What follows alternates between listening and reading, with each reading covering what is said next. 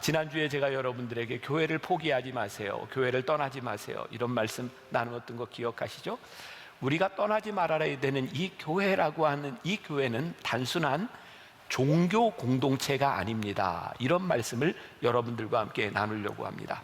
지난주에 말씀을 마치면서 제가 여러분, 교회를 떠나지 마십시오, 우리가 하나님을 믿으니 교회를 떠나지 마십시오, 하나님을 믿읍시다, 이런 말씀을 드렸어요. 성경 본문 말씀도 지난주, 이번 주, 다음 주까지 동일한 말씀을 가지고 나누게 됩니다. 말씀 가운데 이런 구절들이 나오고 있어요. 그리스도와 더불어 또 교제 속으로 하나님은 미쁘시다, 이런 말들이 계속해서 등장하고 있어요. 하나님과 더불어 우리로 하여금 교제하게 하신, 영어 성경으로 보면 이 부분이 현재 분사형으로 돼 있어요. 문법 다 잊어버리신 분들 괜찮아요. 이 말은 현재부터 지금까지 계속되고 있다는 말입니다. 하나님께서 교회를 세우신 그 교회는 과거 2000년 전 사건으로 끝난 것이 아니라 교회의 동일한 원리가 지금도 여전히 계속되고 있다고 하는 말씀이에요. 그래서 오늘 이 말씀을 우리들이 보는 것이 중요하죠. 지난주에도 제가 본회퍼에 대한 이야기를 잠깐 했습니다. 성도의 공동체라고 하는 책을 통해 그는 성도의 공동체를 이렇게 정의했어요. 성도의 공동체는 그리스도를 통해 타자를 보는 사람들이다. 참 좋은 말입니다. 성도의 공동체는 어떤 공동체냐? 내 생각으로 사람을 보지 않는다는 거예요. 성도의 공동체에서는 내 의도와 내 가치 기준을 가지고 사람을 보는 것이 아니라는 말입니다. 성도의 공동체에는 그리스도가 매개가 되어 그리스도를 통하여 성도를 보는 거예요. 이 말이 어려운 말 같지만 아주 기본적인 말입니다. 여러분, 하나님께서 여러분들을 불러주셨을 때 핏값으로 우리를 사셔서 귀한 성도로 우리를 불러주셨거든요. 그리스도께서 우리를 불러주셨거든요. 우리는 성도들을 바라볼 때 내 생각이 아닌 그리스도가 핏값으로 사신 그 성도를 우리들이 바라보는 거예요. 그러니 저 사람이 참 귀하구나, 핏값으로 사신 사람이구나, 그렇게 바라보기 시작할 때 올바른 성도 공동체가 시작되는 것이죠. 세상에서는 우리들이 어떤 모임을 가지고 어떤 가치를 가질 때 어떤 기준을 가지고 있죠? 고향이 같아? 같은 학교 출신이야? 하는 일이 뭐야? 취미는 뭔데? 세상의 모든 공동체들을 보면 어떤 공통점을 찾아서 어떤 가치를 찾으려고 하는 거죠. 근데 이 교회의 특징은 뭔지 아세요?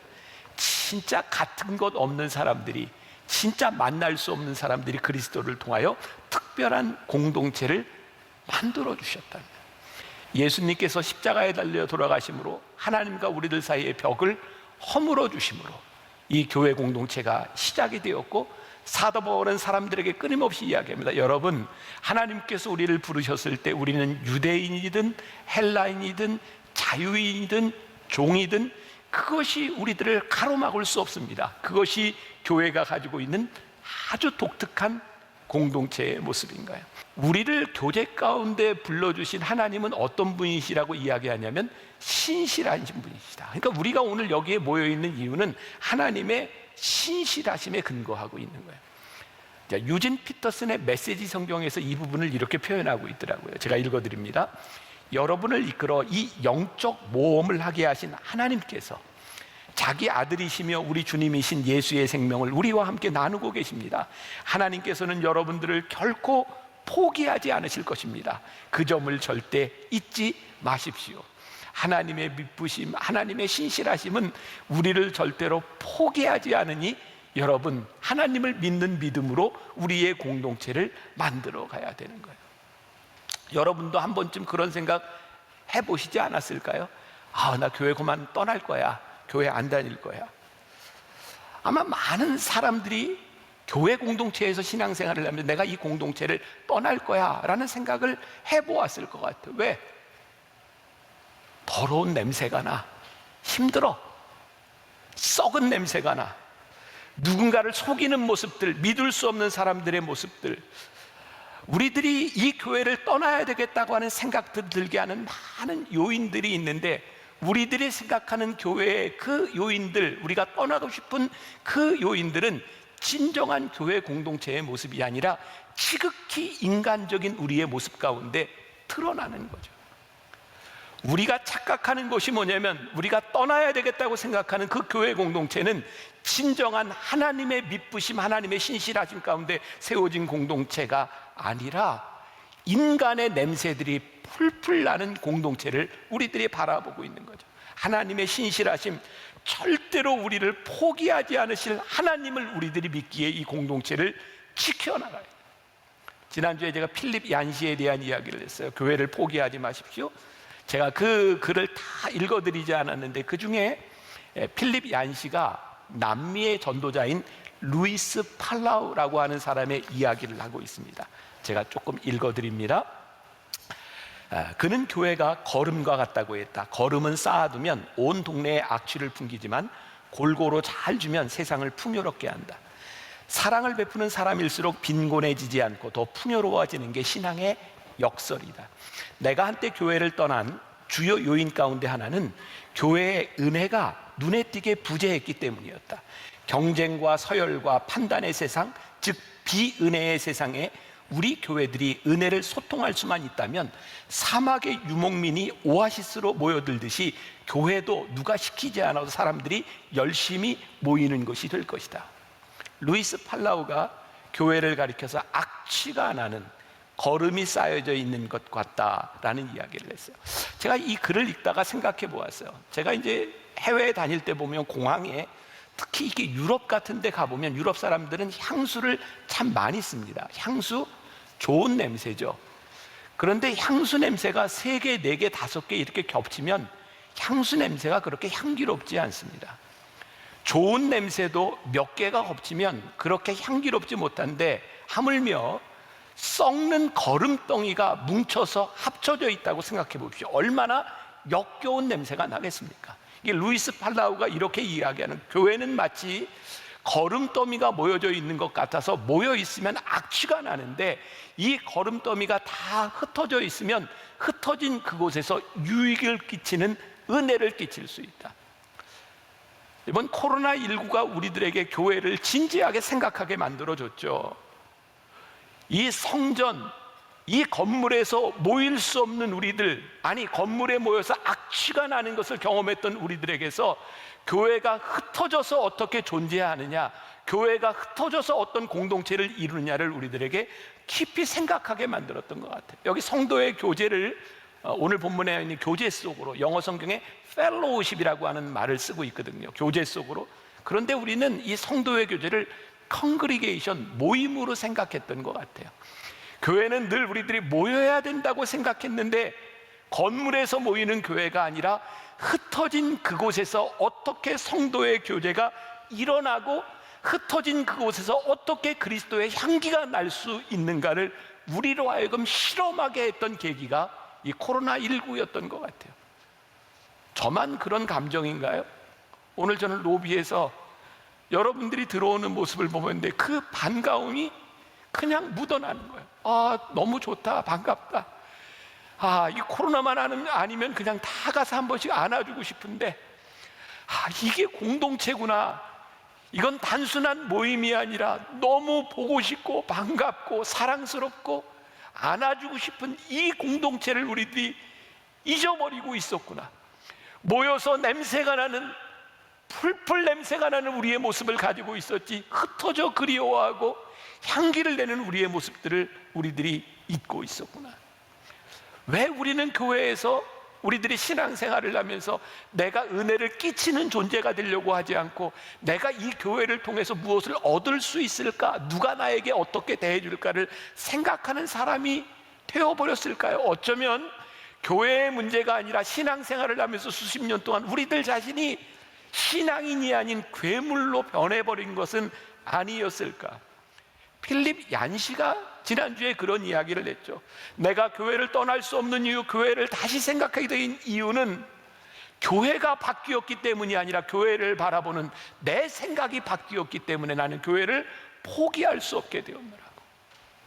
조금 더 글을 읽어드립니다. 이제 나는 교회에 가면 내 안에 있는 경쟁과 비판의 독을 제거하고 대신 은혜로 채워달라고 하나님께 기도한다. 내가 찾는 교회는 은혜가 특징인 교회다. 은혜는 받을 자격이 없는 사람들에게 임하는 것이다. 평생 그 누구도 에너지와 관심을 쏟지 않았던 가족도 없고 직장도 없고 안정도 없는 사람들에게 교회는 유일하게 안정을 주는 은혜의 공동체가 되어야 한다. 부디 이 은혜의 공동체인 교회를 포기하지 말기를 바란다. 교회라는 저수지가 말랐다고 한탄하며 비판하고 떠나려 할지 모른다. 그러나 저수지가 마를 때 해야 할 일은 하나뿐이다. 더 깊이 들어가는 일이다. 우리가 느끼는 교회, 썩어 냄새가 나고 교회의 본질을 잃어버렸다고 생각할 때 우리들에게 필요한 일은 교회를 떠나가는 일이 아니라 사라져버린 교회의 진실함을 깊이 파고 들어가는 것, 그것이 우리들이 해야 될 일이다. 세상과 다른 그 무엇, 우리들이 절대로 포기할 수 없는 이 공동체는 어떤 공동체일까? 요즘 우리는 그런 이야기들을 자주 하죠. 요즘 것들은 진짜 이해가 안 돼. 어떻게 생각하세요? 제가 토요예배 때도 물어봤는데 혹시 여기 80년대생, 80년대 이후에 태어난 사람이 얼마나 되는가 했더니 어제 토요예배도 꽤 되더라고요. 우리 세대가 볼 때 80년대 이후에 태어난 세대들이 이해가 되지 않는 일이 참 많잖아요. 외계인처럼 느껴지고, 특히 요즘 사춘기와 그리고 갱년기가 만나면 이건 진짜 다른 세상이잖아요. 어느 게 더 세든가요? 아무튼 힘들어요. 다른 종, 우리 인간이 아닌 외계인을 만나는 것 같은 그런 대화가 되지 않는 것이 우리들이 말하는 다른 세상 아닌가요? 근데 교회가 우리들에게 무엇을 이야기해요? 자, 오늘 본문 말씀 9절을 다시 봐요. 너희를 불러 그의 아들 예수 그리스도 우리 주와 더불어 교제하게 하시는 하나님은 미쁘시도다. 여러분, 하나님께서 이 다른 종, 정말 대화가 안 되는 우리들을 모두 주님께서 이끌어 주셔서 그리스도 안에서 우리를 교제 속으로 이끌어 주셨습니다. 이 교회가 다른 종교 공동체와 다른 것이 있다면 우리끼리 모여 공동체를 이루는 것이 아니라 오늘 우리가 여기 모여 있는 유일한 이유는 예수 그리스도로 말미암아 우리들이 여기에 모여 있습니다. 말씀을 준비하면서 저에게 깊은 반성이 있었어요. 제가 선교학 박사라는 건 아시죠? 잃어버릴까 봐 종종 확인을 해야 돼. 제가 선교학 박사예요. 근데 선교학 박사, 제가 미국에서 공부할 때 제가 공부했던 분야 중에 하나가 여러 가지가 있지만 그 중에 하나가 교회 성장에 대한 부분들도 많이 공부를 했어요. 그러니 교회 성장을 잘 시켰겠어요? 못 시켰겠어요? 우리 교회 많이 성장했어요. 그런데 뭐가 저에게 반성이 있는지 아세요? 교회 성장의 중요한 원리 가운데 하나를 뭘로 가르쳤냐면 소위 호모지니어스 그룹, 동일한 종을 가진 동일한 사람들을 모이게 하는 게 교회 성장의 원리라는 거였어요. 어떤 사람들이 모이는가, 어떤 특징을 가진 사람들이 모이는가, 그 사람들이 모이도록 만들어주면 교회가 성장한다는 거예요. 제가 만나교회 목회를 하면서 제가 그렇게 세상적으로 제가 그렇게 타락한 사람이었다고 생각하지 않습니다. 그래도 정말 교회의 본질을 지키려고 노력했고 말씀을 지키려고 노력했고 우리 성도들에게 복음을 전하려고 많이 노력했지만 교회가 성장하는 이 과정을 통해서 제가 깨닫게 된 것은 우리 안에 냄새가 나는구나. 교회가 성장하고 사람이 늘어나는데 여기에서 그리스도의 향기가 드러나는 것이 아니라 썩어지는 냄새가 나고 타락하는 모습들이 보인다고 하는 것, 이거 우리들이 뭔가 잘못돼 가는 것은 아닐까? 우리는 그동안 우리들이 모인 공동체 만나교회라고 하는 이 공동체를 만나교회의 공동체성을 이야기했는가, 아니면 주님을 통해서 바라보는 우리의 형제자매들을 보게 했는가? 우리가 마주하고 있는 이 세상 사람들의 생각, 가치관, 정말 다른 종을 가진 이 세상 사람들이 교회 안에 모일 수 있는 유일한 것이 있다면 예수 그리스도를 중심으로 모이는 공동체로 우리가 교회 공동체를 만들어 가야 되는 새로운, 아니 본질적인 생각을 다시 하게 만드는 거죠. 자, 1980년대부터 2000년대 사이에 출생한 청년 세대를 소위 요즘 밀레니얼 세대라고 이야기합니다. 요즘 해가 바뀔 때마다 책이 나오죠. 2019년에는 트렌드 MZ 2019라고 하는 책이 나왔어요. 밀레니얼 세대를 Z세대라고 이야기합니다. 그들에 대한 특징을 이렇게 얘기하더라고요. 공감하는지 한번 들어보세요. 1980년대 이후에 그리고 2000년대에 태어난 사람들의 특징이랍니다. 첫 번째가 마이사이더랍니다. 결정은 내가 한다. 그래서요, 이들은 부모가 이 옷을 입어라, 이게 좋다, 이런 거 아무것도 안 통한다는 겁니다. 내가 보고 좋아야 그거 사고, 누가 뭐라고 허접하다 그래도 내가 좋으면 된다는 거예요. 또 하나 어떤 것이 있냐면 가치관이에요. 관계는 가볍게 취향 중심으로 모이는 공동체라는 거예요. 요즘 대학교의 동아리 중에 그런 동아리 있대. 치킨 동아리. 어떤 동아리냐면 다양한 브랜드의 치킨을 먹는 동아리. 뭐 길냥이 동아리도 있죠. 뭐 아시겠죠? 길거리에 고양이를 돌봐주는 모임, 향연 동아리. 뭐 여러 가지 향수에 관심이 있는 사람들의 모임. 이 모임의 특징이 뭔지 아세요? 취향대로 모인다는 겁니다. 그런데 특징은 깊은 관계를 원치 않는다는 거예요. 취미로 모였다 쉽게 흩어지는 관계. 이게 요즘 밀레니얼 세대의 특징이라는 거예요. 세 번째, 소피커. 소신 있게 자기의 말을 하는 것, 자기 소신을 밝히는 세대. 우리 세대는 남을 좀 배려하는 마음도 있었고 내가 조금 양보하는 마음도 있었고, 근데 지금은 소신껏. 그래서 요즘 베스트셀러에 올라오는 책들이 이런 제목이래요. 무례한 사람에게 웃으며 대처하는 법, 만만하게 보이지 않는 대화법, 적을 만들지 않는 대화법. 나를 불편하게 만드는 것들을 잘 차단하고 내 소신껏 살면 돼. 이게 요즘 세대라는 거예요. 또 어떤 세대 특징을 얘기하냐면 포로인, 이게 follow 플러스 사람인자. 이제는 옳고 그름에 대한 문제가 아니라 소위 우리들이 말하는 인플루언서. 내가 저 사람을 좋다라고 생각하면 그 사람이 옳든 그르든 그 사람이 말하는 것을 그냥 따라가는 인플루언서에 따라서 그냥 변하는 세대. 그게 요즘 세대의 특징이라는 거예요. 또 특징이 뭐냐면 실감 세대. 이게 특징이랍니다. 어떻게? 실제로 내가 느낄 수 있는 것이 최고라는 거예요. 제가 요즘 여행을 하다 보면 참 깜짝 놀라는 게 그 음식점에 음식을 시켜 먹는 젊은 세대들을 보는데 저 나이에 어떻게 저렇게 비싼 음식을 먹을 수 있을까라는 생각이 드는데, 젊은이들은 그렇게 이야기를 합니다. 이거 내가 꼭 먹어야 된다고 생각하면 투자하고 느끼고 사진 찍어 SNS에 올리는 게 그게 만족감이라고 합니다. 결국 우리들이 가지고 있는 우리 세대의 가치관, 우리들이 흔히 생각하는 교회의 가치관, 지금 이 세대의 가치관들하고 맞지 않는 거예요. 여러분, 초대교회, 교회가 세워졌을 때 그 교회는 세상 사람들이 바라보기에 외계인과 같은 존재였어요. 왠지 아십니까? 자유인과 종들이 함께 모여 예배를 드렸고 헬라인과 유대인들이 함께 모여 예배드리는 것을 바라보며 너희들은 지금 우리와 종이 다른 사람들이다. 너희들은 모일 수 없는 사람들이다. 그런데 그들이 모이기 시작했어요. 센세이션하는 역사가 일어나기 시작했어요. 어떻게? 예수 그리스도를 믿는 사람들의 공동체로 교회가 모여지기 시작했어요.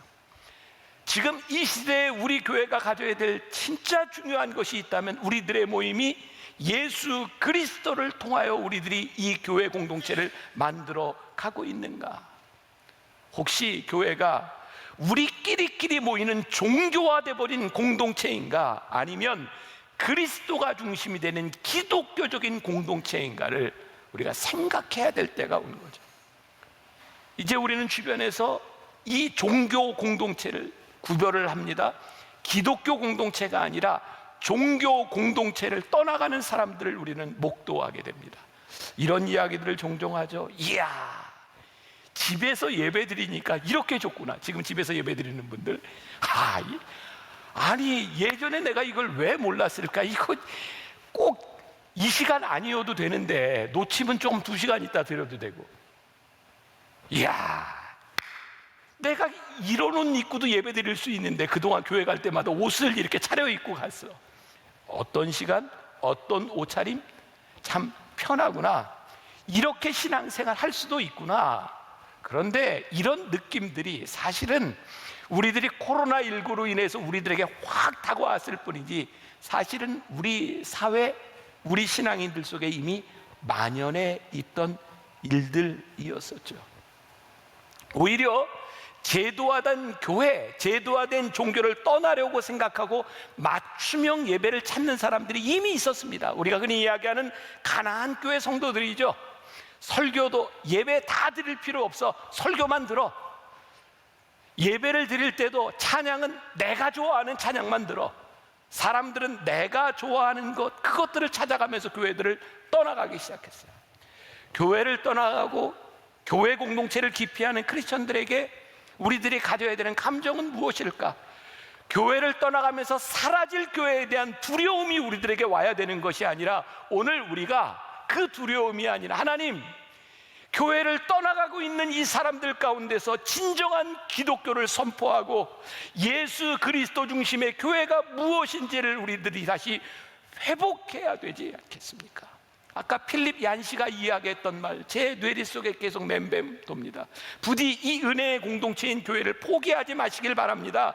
교회라는 저수지가 말랐다고 한탄하며 비판하고 떠나려 할지 모르지만, 그러나 저수지가 마를 때 해야 하는 일은 하나뿐입니다. 더 깊이 파고 더 깊이 들어가는 것입니다. 오늘 교회를 떠나가는 누군가를 향해서, 아니 종교 공동체를 떠나가는 사람들을 향해서 우리들이 해야 될 말이 무엇이냐면, 진정한 교회를 봐봅시다. 진정한 교회의 모습을 회복합시다 라고 이야기할 수 있어야 돼요. 내 마음에 맞는 사람들, 그 사람들과의 관계에서 끝나는 것이 아니라 그리스도를 통하여 타자를 바라보는 것. 여론조사 전문 기관을 이끌은 조지 바나라는 사람이 있습니다. 그 사람은요, 교회를 떠나간, 교회를 다니지 않는 사람들을 향해서 이렇게 불렀어요. 혁명가. 자, 제가 좀 설명을 합니다. 이게 스캇 솔지의 선 밖에 선 예수라고 하는 책에 보면, 자, 이런 구절이 나와요. 읽어드립니다. 혁명가들에 관한 흔한 오해 중 하나는 그들이 교회를 떠났다고 해서 하나님도 떠났다는 것이다. 하지만 우리가 조사한 바로 교회를 떠나면서 하나님과 완전히 멀어진 사람들도 있지만, 오히려 하나님을 더 많이 원하지만 교회에서는 그렇게 할 수 없어서 교회를 떠난 사람들이 훨씬 더 많다는 것이다. 그들은 더 건강한 신앙 경험을 짜깁기 해서 진지한 신앙을 추구하기로 결심한 혁명가들이다. 자, 제가 저 자신을 반성하며 보아야 될, 교회를 떠나간 가나안 성도들을 바라보며 그들이 신앙을 버렸다고 보아야 될 것이 아니라, 어쩌면 그들 가운데 진정한 교회의 모습을 추구하는 혁명가들이 있을 수 있다. 조지 바나에 의하면 교회를 떠난 많은 사람들은 교회에 대한 반항보다 교회에 대한 좌절감으로 떠나간 사람들이 많이 있다는 거예요. 이 코로나19가 우리들에게, 지난주에도 그런 얘기했죠, 교회의 민낯이 드러나게 했어요. 하나님을 믿는 진정한 공동체인지 사람들이 모여서 교회의 공동체를 유지하려고 하는 것인지를 분명히 드러나게 했어요. 그래서 스캇 솔지의 책에 보면 이런 표현을 씁니다. 그들은 교회에 가기보다 교회가 되기를 원하는 사람이었을지 모른다. 이해가 되세요? 교회에 가는 것보다 내가 교회로 살아가기를 원하는 사람. 이 말은 크리스천이 된다는 의미를 설교를 듣는 것에서 말씀을 살아내는 방식으로 전환한다는 뜻이고, 이 말은 예수를 영접한 크리스천들이 지루한 이야기를 나누는 공간에 국한되는 것이 아니라 예수님처럼 사랑하고 예수님의 이야기를 들을 때 눈빛에 생기가 돌고 그런 그리스도의 제자로 살아가기를 원하는 사람들일 수 있다. 그러므로 우리는 교회 건물을 떠나간 크리스찬을 향해 비판하기보다 우리 교회가 진정한 교회의 모습에서 얼마나 떠나 있었는지를 보아야 한다. 참 아프지만 창립기념일을 맞이해서 우리들이 3주 동안 말씀을 나누려고 하는 것, 하나님 우리 교회가 어떤 교회인지를 보게 하여 주옵시고, 하나님 우리 교회의 교회됨의 진정한 교회성을 회복하게 하여 주옵소서. 한 가지 분명한 것이 있습니다. 제가 지금은 교회를 떠나간 사람들에 대한 정당성, 그들이 혁명가일지도 모른다는 이야기를 했지만, 한 가지 분명한 것은 교회에 없는 기독교, 교회에 가지 않는 크리스천은 정상적이지 않다는 것입니다. 아니, 그것은 하나님의 계획이 아니라는 것입니다. 왠지 아세요? 하나님께서 교회를 세우셨기 때문입니다. 하나님께서 이 교회를 세우셨을 때 이 교회를 통하여 우리 성도들을 통하여 하나님이 가지고 계신 계획이 있기 때문에 교회를 떠나가는 것을 그들을 비난하지는 않지만 그것이 정상적이지 않다. 그것은 하나님의 계획이 아니라고 하는 것을 분명히 이야기할 필요가 있습니다. 그러니 오늘 우리가 예배하는 우리들이 생각하고 우리들이 깊이 묵상하고 우리들이 다짐해야 될 것은 하나님 우리를 교회로 정상적인 공동체로 불러주신 이 교회가 어떻게 그리스도 중심적인 교회가 될 것인가를 고민하게 하여 주옵소서. 자, 이제 기독교는 무엇인가? 교회가 단순히 종교 공동체가 아니라면 교회는 무엇일까? 기독교의 본질은 무엇일까? 제가 이렇게 말씀드립니다. 기독교는 종교가 아닙니다. 기독교는 라이프 스타일도 신념도 아닙니다. 그 이상의 어떤 것입니다. 그 이상의 어떤 것. 지난주에 제가 여러분들에게 이번 코로나가 저에게 준 큰 유익 가운데 하나가 기독교 고전들을 읽을 수 있는 시간들, 저에게 주어진 굉장히 큰 은혜라고 이야기했잖아요. 근데 제가 기독교 고전을 읽으면서 고자가 오렐 고자에다가 이렇게 책 전자를 쓰잖아요. 근데 고전을 읽다가 제가 이 한자를 좀 바꿔야 되겠다 생각했어요. 고생할 고에다가 전투할 때 전 있잖아요. 고전. 야, 고전이요 오래된 책으로 끝나는 게 아니라 진짜 힘들더라고요. 어려웠어요.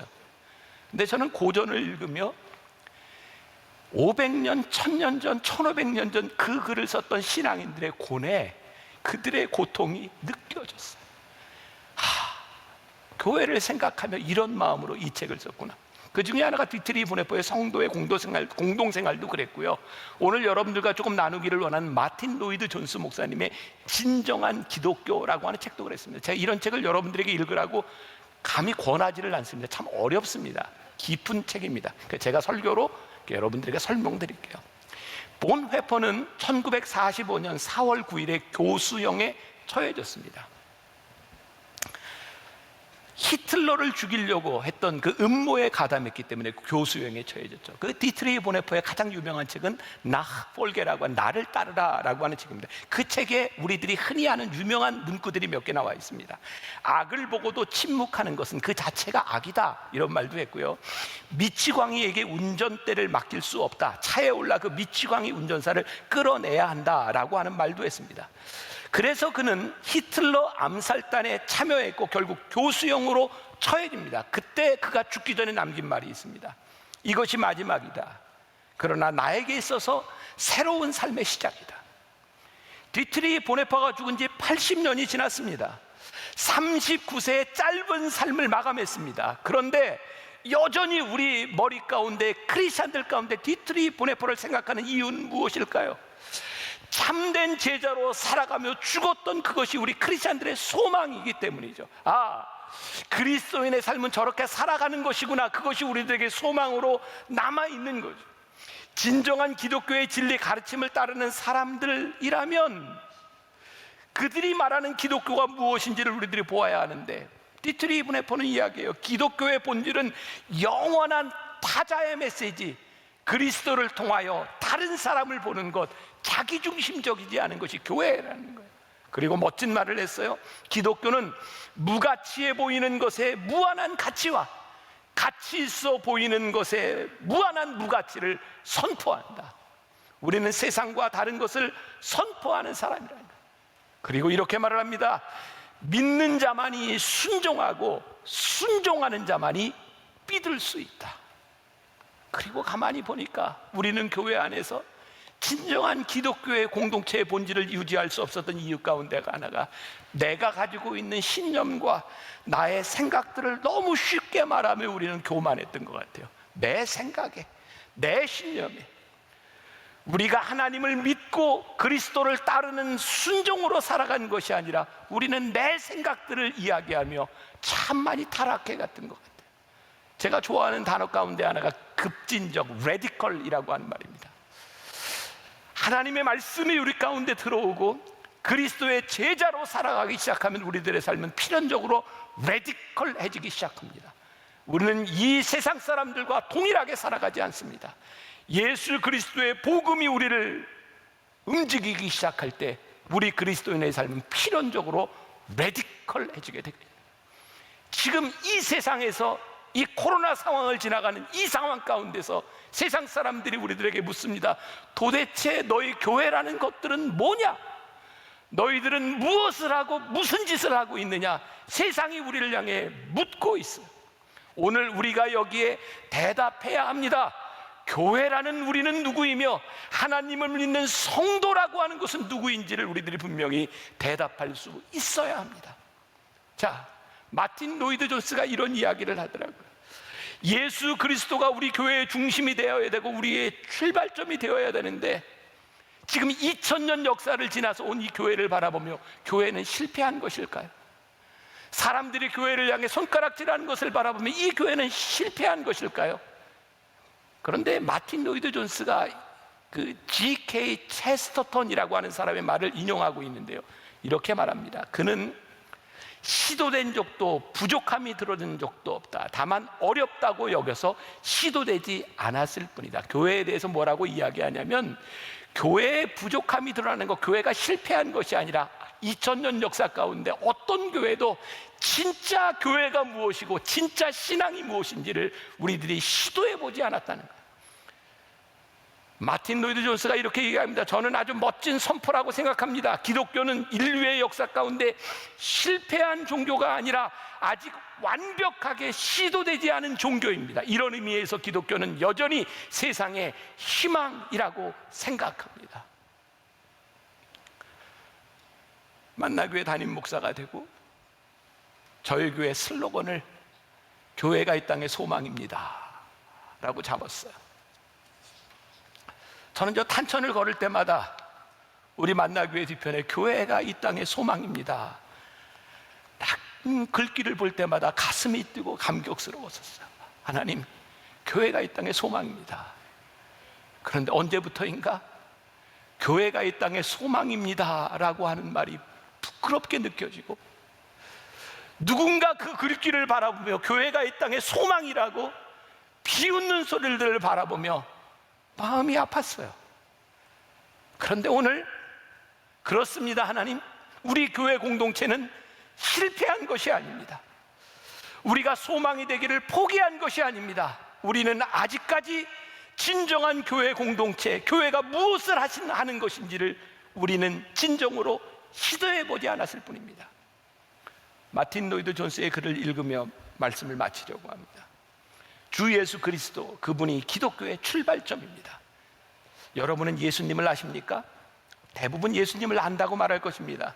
그런데 정말 아십니까? 예수라는 인물의 중요성을 깨닫습니까?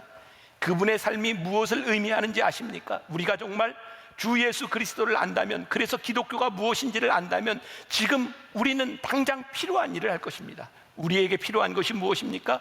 예수님을 진심으로 믿는 것입니다. 그분의 말씀을 믿는 것입니다. 복음을 살아내는 것입니다. 그렇습니다. 복음입니다. 복음을 살아내며 복음을 전하는 것입니다. 인간으로 하여금 인생을 정복하고 다스릴 수 있게 하며 결코 사라지지 않을 희망을 줄 수 있는 것은 하늘 아래 오직 복음밖에 없습니다.